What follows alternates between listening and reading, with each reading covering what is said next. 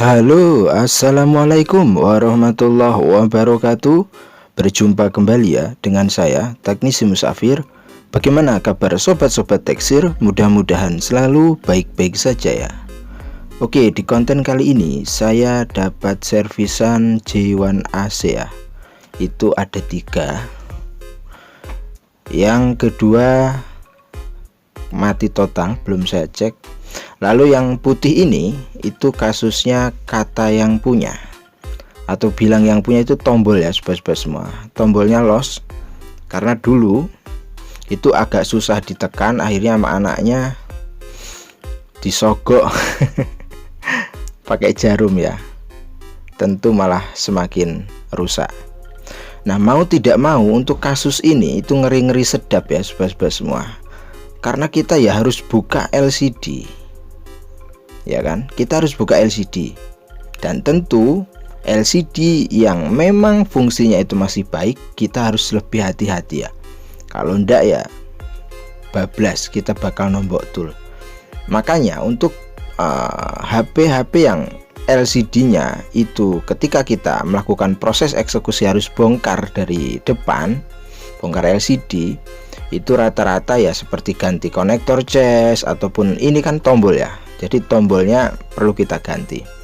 Itu ya di atas 100 lebih ya sobat-sobat semua. Karena mengingat resiko pekerjaan ini itu lumayan ya. Lumayan beresiko. Kalau kita nggak teliti pecah. Ini saya gunakan bekas touchscreen Advance ya. Ini dulunya panjang karena memang selalu dipakai, akhirnya sampai rusak. Oke, ini kita langsung saja panasi ya sobat-sobat semua. Kita panasi seperti biasa ya sobat-sobat semua. Gunakan blower setelan di 3,5 ya untuk panasnya. Anginnya 2,5. Lalu kita bantu dengan thinner ya. Dan ini mohon hati-hati ya. Untuk di konten kali ini saya percepat karena kalau enggak nanti kelamaan di durasinya ya. Tetap harus hati-hati dan waspada. Kalau kita kerja dengan hati-hati, insya Allah nombok tool itu enggak sering ya. Nah, ini sudah berhasil saya bongkar. Nah, ini kan bisa dilihat ya sobat-sobat semua, tombolnya enggak ada ini ya. Saya akan coba untuk ambilkan dari bangkai ya, dari J1 juga, yaitu 2016, tapi bukan J1 AC ya. Saya ambilkan. Sebelum kita eksekusi tombolnya, kita uji coba dulu LCD-nya ya. Ada masalah enggak ketika kita lakukan pencopotan ya. Karena ini memang untuk pemula harus berani. Kalau nggak berani nggak bisa-bisa. Meskipun harus melewati nombok tool dan lain sebagainya, karena itu semua sudah saya lewati ya. Jadi udah nggak aneh lagi ya, tetap butuh waktu. Nah, ini saya coba hidupkan karena HP ini udah lama ya, apakah masih hidup atau enggak. Oke, kita shortkan dengan pinset ya. Nah, seperti ini, itu kutub positif dan negatifnya. Oke ya, mantap jiwa ya, LCD aman. Itu yang pecah bukan touchscreen-nya ya, tetapi anti goresnya. Berarti kita sudah berhasil ya. Step pertama melalui ujian yang berat yaitu pencopotan LCD. Coba hidup enggak ini? Oh, ternyata masih hidup ya. Karena memang ini udah lama ya, sekitar 1 tahun nggak diservis ya, begitu kejadian rusak tombolnya. Oke, berarti LCD sudah dipastikan aman. Dan sekarang kita akan fokus ya untuk ganti tombol on off nya. Seperti yang sudah saya bilang di awal tadi. Nah, ini ada bangkai ya. Inilah gunanya kita simpen bangkai-bangkai ya sobat-sobat semua. Jadi spare part yang lainnya itu bisa kita pindahkan di saat kita membutuhkan. Nah, metode cara pasangnya itu saya pakai metode blower dari bawah karena mencopot ya. Kalau punya yang baru ya boleh ketika pemasangan pakai solder. Intinya itu cari solusi atau teknik yang mudah ya. Karena menurut saya ini ya, menurut saya untuk pemasangan tombol itu kan ada kakinya ya, tombol itu 2 kecil. Kalau pakai blower itu lebih kuat ya sobat-sobat semua dibandingkan dengan solder. Itu sih alasannya. Nah ini sudah kita copot ya. Jadi teknik blowernya itu dari bawah. Nah ini HP yang akan kita eksekusi. Jadi bekas pinnya, kaki-kakinya kita ratakan dulu ya. Jadi tujuannya ketika kita melakukan pemasangan itu udah rata. Jadi kita tinggal tempelkan lalu tembak dengan blower, kan makin mudah proses pemasangannya. Oke, dirasa sudah rata, langsung kita eksekusi ya sobat-sobat semua. Nah ini kita blower juga dari bawah. Nah seperti itu sambil ditekan agar kakinya itu masuk ke lubang yang sudah disiapkan di PCB. Nah itu, jadi sebentar saja langsung nempel dia ya. Oke, ini penampakan dari hasil tombol on off yang sudah kita pasang ya. Sekarang kita akan coba sebelum dipasang. Jadi selalu teliti, nanti udah dipasang udah dilem nggak berfungsi kan. Oke, ternyata mantap jiwa, membahana ya sobat-sobat semua, lancar ya. Sekarang step berikutnya kita lakukan pemasangan perapian ya, pemasangan LCD. Dan mohon untuk hati-hati, takutnya ada komponen yang memang tertinggal ya. Karena walau bagaimanapun kita servis itu harus jujur ya. Jangan sampai ada komponen-komponen itu tertinggal ya sobat-sobat semua. Bahkan kalau tidak ada bautnya atau kurang ya kita tambahin saja. Itu sudah termasuk amal ya, yang tanpa diketahui oleh pemiliknya. Nah di sini kebetulan untuk lemnya saya gunakan lem hitam ya, harusnya lem putih karena memang habis ya stoknya. Jadi untuk lemnya saya gunakan biasa ya T7000 ya, itu sudah bagus. Dan dari dulu sampai sekarang itu saya tetap pakai itu ya.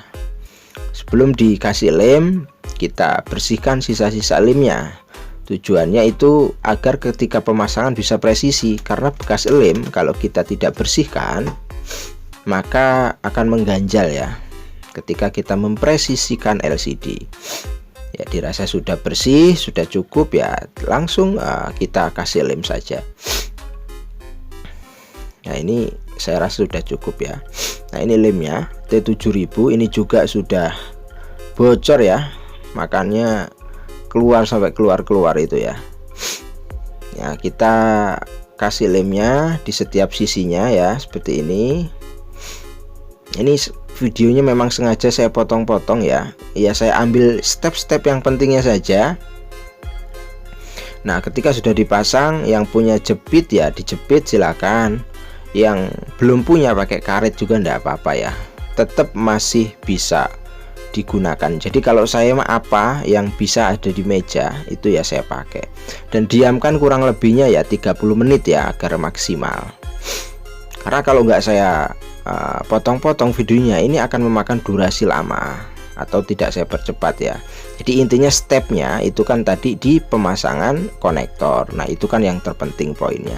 Jadi kalau untuk tahapan-tahapan seperti ini itu saya sudah sering buatkan tutorialnya ya untuk pemasangan LCD. Dirasa sudah kering ya kita copot saja karetnya ya. Jadi kalau timbul pertanyaan bagusan mana ya, dijepit sama pakai karet ya, sebenarnya sama ya, hanya saja kan nggak ribet kalau dijepit. Cuma saya masih suka dengan metode karet seperti ini ya. Sebelum ada jepit kan karet dulu ya. Jadi karena mungkin udah terbiasa ya, ini HP udah lama karena memang nggak pernah dipakai ya, karena memang butuh anaknya untuk sekolah online, akhirnya di servis. Oke, ini sudah kita rapihkan. Sekarang kita pasang. Coba kita akan nyalakan. Timbul masalah enggak ketika kita sudah melakukan proses pemasangan LCD dan perapian-perapian lainnya ya. Nah ini coba kita hidupkan ya. Bismillahirrahmanirrahim. Mantap jiwa, membahana ya sobat-sobat semua. Auto nota gajah. Jadi pesan saya untuk pemula itu mohon untuk bekas-bekas dari PCB yang memang sudah tidak dipakai itu dikumpulkan saja. Suatu saat pasti terpakai ya, pasti terpakai. Entah itu konektor baterai, konektor cas, ataupun IC lainnya, kan banyak itu ya. Makanya itu gunanya PCB rongsokan itu jangan dijual ya. Kalau memang udah nggak ada komponennya nggak apa-apa ya. Untuk sentuh aman ya sobat-sobat semua. Nah ini bisa kita lihat bersama-sama. Untuk sentuh aman, hanya saja ini tinggal diganti anti goresnya aman ya. Maksudnya kelihatan rapih. Memang udah pecah ya. Coba kita lakukan pengecasan. Oke, mantap ya sobat-sobat semua. Nah itu tadi ya step by step cara mengganti tombol on off ya. Jadi metode-metode seperti ini itu penting ya, trik-trik itu penting. Jadi setiap teknisi, saya ingatkan, itu mempunyai trik yang berbeda.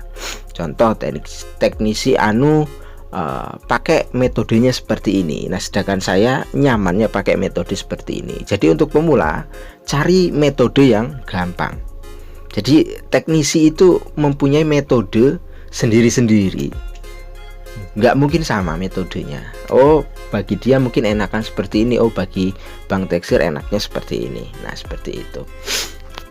Jadi tetap semangat meskipun kasus-kasus yang memang ngeri ya seperti ini ya. Kalau J1S tidak terlalu, tapi kalau sudah di atas HP-HP Samsung yang memang kelasnya lumayan itu agak-agak bahaya ya kalau memang belum punya pengalaman bongkar pasang LCD. Tapi intinya jangan pernah takut, terus belajar meskipun harus melewati tahap nombok tool. Tidak masalah, itu semua akan menjadi pembelajaran. Ketika kita salah kita akan tahu benarnya seperti apa. Oke, mungkin itu saja. Sampai berjumpa lagi di video berikutnya. Kurang dan lebihnya saya mohon maaf. Assalamualaikum warahmatullahi wabarakatuh.